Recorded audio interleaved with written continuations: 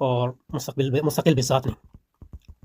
تو اس لحاظ سے ایک وجود ہے، تو اللہ تعالیٰ کا وجود ایک ہے. اور دوسرا، اگر آپ وحدت الوجود سے یہ مراد لیتے ہیں کہ تمام جو دوسرے وجود ہیں وہ ان کا منبع ایک ہے، لیکن منبع سے مراد یہ ہے کہ خالق ایک ہے، نہ کہ منبع سے مراد نو افلاطونی فلسفہ جس میں جو ہے، کیونکہ یونانیوں کے یہاں تخلیق کا کوئی تصور نہیں ہے. تو یونانیوں کے یہاں جو ہے ایک وجود ہے، وجود اول لے لیں، یعنی اور پھر اس وجود سے جو ہے جنریٹ ہوتا ہے. یعنی یہ ایک تصور ہے جو نو افلاطونیوں کے یہاں آیا ہے. افلاطون ارسطو کے یہاں دوسرا تصور ہے، جنریٹ ہوتا ہے. جنریٹ یعنی مطلب یہ جیسے کہ سورج سے شعاعیں نکل رہی ہیں، تو شعاعیں جو ہیں وہ سورج کی وجود کا ہی حصہ ہے.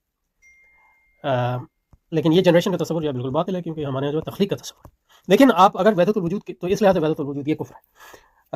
لیکن اگر آپ وحدت الوجود سے یہ مراد لیتے ہیں کہ وجود کا منبع ایک ہے، ان معنوں میں کہ سارا وجود جو ہے اللہ کی تخلیق ہے، اور تمام وجود جو ہے اس میں قدر مشترک ہے کہ ہم سب مخلوق ہیں، اور ہم سب جو ہے اللہ کے وجود کے سہارے قائم ہیں ان معنوں میں، بغیر کسی مشابہت کے، اور حقیقی وجود اللہ تعالیٰ کا ہے. تو یہ وحدت وجود اگر اس کو آپ کہتے ہیں تو یہ بالکل ٹھیک ہے.